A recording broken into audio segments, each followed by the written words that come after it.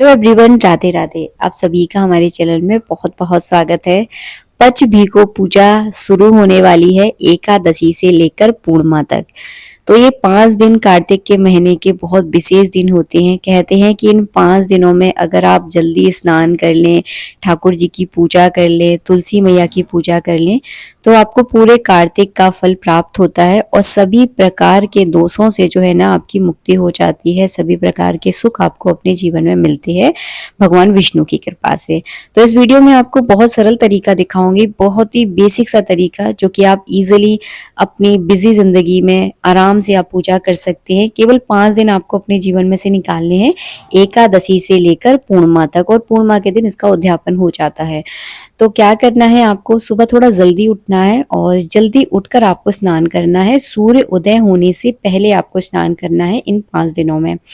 वैसे तो परंपरा तो ये है कि घाट बदल बदल के स्नान किया जाता है। घाट बदलने का मतलब है, पहले के जमाने में हर गांव में नदियां होती थी, तो आज अपने गांव की नदी में स्नान कर लिया, उसके बाद दूसरे गांव की नदी में, तो घाट बदल बदल के स्नान किया जाता था। अगर इतना संभव ना हो पाए तो आप क्या करें, सूर्य उदय होने से पहले स्नान कर ले। स्नान करने से पहले बाद जो है ना आपको पूजा की तैयारी करनी है। तो बस मैं स्नान कर चुकी हूँ। मैं थोड़ा सा आपको लेट वीडियो बना के दिखा रही हूँ क्योंकि फिर अंधेरे में जो है ना अच्छे से वीडियो बन नहीं पाता है। उसके बाद आप तुलसी, जहां पर आपकी तुलसी मैया विराजमान है, उस जगह को आप अच्छे से साफ कर ले। आजकल बारिश बहुत हो रही है हमारे घर में, तो पूरी जगह इतनी गीली गीली हो जाती है कि बैठने लायक तो जगह रहती ही नहीं है। तो बस मैं यहाँ पे पोंछा लगा देती हूँ। आप चाहे तो इस जगह को हल्दी से लीप भी सकते हैं, अगर आप लीपना चाहते हैं तो मैं तो खैर पोंछा लगा रही हूँ क्योंकि मैं लीपूंगी नहीं, वरना ये पूरा हल्दी से पीला पीला सा हो जाता है, फिर बड़ी दिक्कत होती है। तो मैं केवल पोंछा लगा रही हूँ आजकल। और बस यहीं पर बैठकर जो है ना मैं अपनी तुलसी मैया और ठाकुर जी की पूजा करती हूँ इन 5 दिनों में।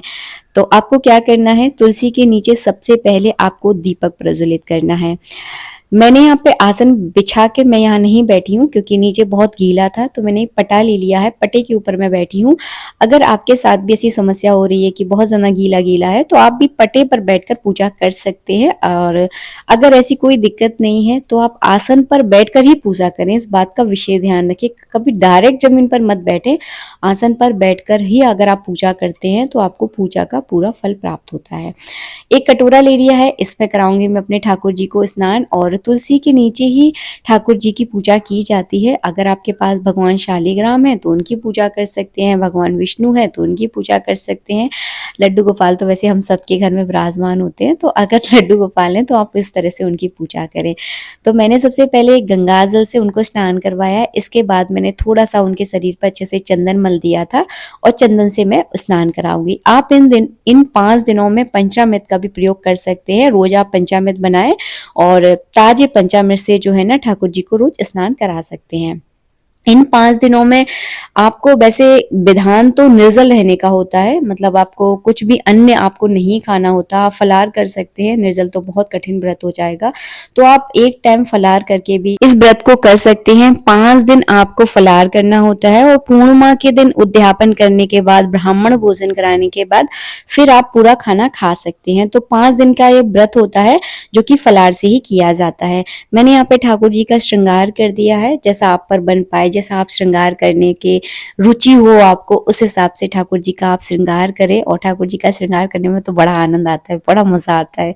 तो बस उनको अच्छे से श्रृंगार कर दे। चौकी पर मैंने उनको विराजमान किया है, डायरेक्ट जमीन पर आप विराजमान ना करें, बात का ध्यान रखें। तो हमने अपने ठाकुर जी को मुकुट भी लगा दिया है, बाल भी लगा दिए हैं।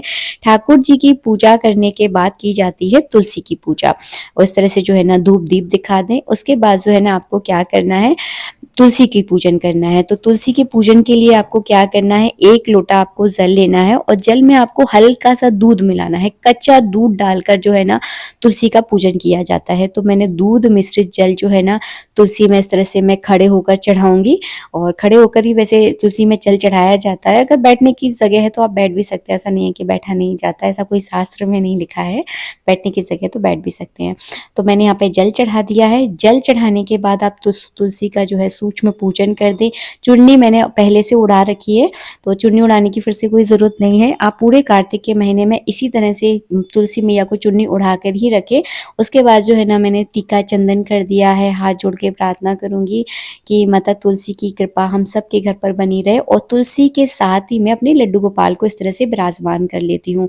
तो सुबह के समय हमारे लड्डू गोपाल तुलसी मैया के साथ ही बैठते हैं। उसके बाद जब भोग का समय होता है तब मैं उनको मंदिर में ले जाती हूँ। पूरे दिन मैं उनको तुलसी के साथ नहीं बैठाल के रखती हूँ। तो ऐसे पूजा कर लेती हूँ। पूजा करने के बाद अपने छोटे-मोटे काम निपटाती हूँ। 1 आध घंटे हमारे लड्डू गोपाल तुलसी मैया के साथ बैठे रहते हैं। उसके बाद जो है ना, मैं उनको ले जाकर मंदिर में विराजमान कर देती हूँ।